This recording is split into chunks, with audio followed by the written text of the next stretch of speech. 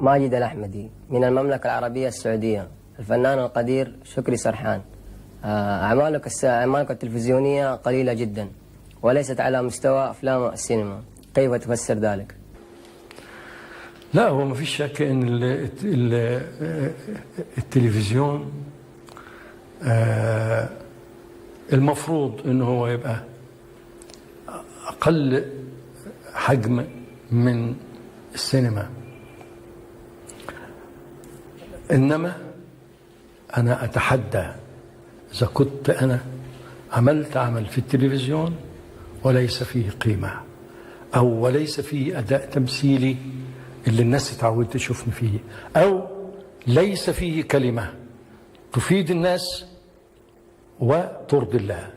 والدليل على هذا ان انا السؤال بيقول لي مقل جدا، انا فعلا مقل جدا جدا جدا، اكاد اكون بعيد جدا كل فين. ليه؟ بتوخى هذه النقاط اللي انا بقولها لسيادتك، ان لازم يكون ينفع الناس، يرضي الله، اقول من خلاله كلمة تخلي الناس تحس بيها، وغير كده ما بلتفتش. كل سنة مسلسلات كثيرة بتعرض عليا ما بحبش أتعامل معها. ليه؟ لأن ما بحسش إن أنا فعلا اللي أنا عايزه فعلا في هذه الفترة، بالذات هذه الفترة اللي بتمر بيها مصر والأمة العربية كلها بظروف حرجة للغاية. فمحتاجة أمال إيه؟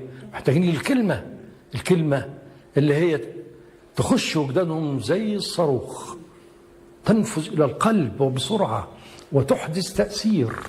أظن الحماس الشديد يا أستاذ شكري بيدفع حضرتك أكيد النهاردة إن أنت تقول كلمة لكل نقول العالم العربي، أو نقول لكل الأسر اللي بتحس بأنها فعلا محتاجة كلمة تقال من خلال عمل أنت هتقدمه لها على المسرح أو في السينما أو في التلفزيون. أنا مانيش منتج عشان ألاقي الحاجة دي وأعملها. يعني مين عارف، يعني في بعض ناس، دي حاجة لسه في طي الكتمان، بعض ناس بيفكروا يعملوا لي حاجة مخصوصة.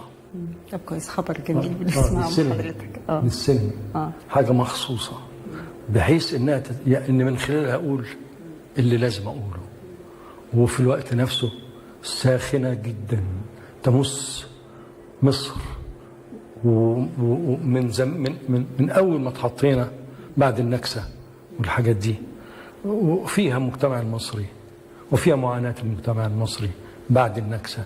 يعني عمل، إنما أدعو الله إنه هو يتحقق وما تطلعش قدامه عوائق.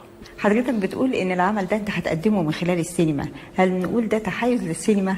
ليه ما فكرتش ان انت تقدمها من خلال مسرح او من خلال التلفزيون؟ حنيت للسينما على طول. مش الفكرة.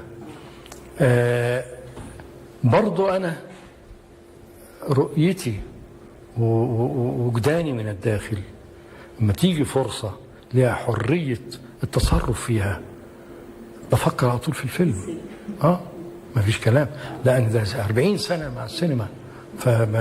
وفي الوقت نفسه هو لما يتعمل هيبقى يتذاع في التلفزيون مثلا يعني.